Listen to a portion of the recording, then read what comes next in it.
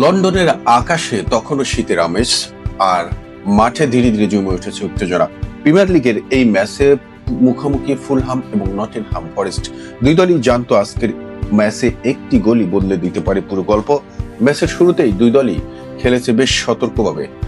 মাঝ মাঠে বল দখলের লড়াইয়ে ছোট ছোট পাস, সুযোগ খোঁজার চেষ্টা।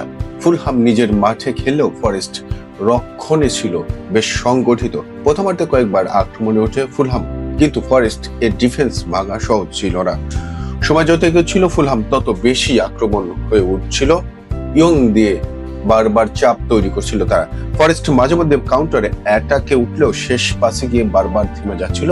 দ্বিতীয়ার্ধে এসে ম্যাচের মোড় ঘুরিয়ে যায়। ফরেস্ট বক্সের ভেতরে একটি ভুল করে বসে, আর রেফারি সঙ্গে সঙ্গে প্লান্টির সিদ্ধান্ত দেন। স্টেডিয়ামে নিস্তব্ধতা নেমে আসে।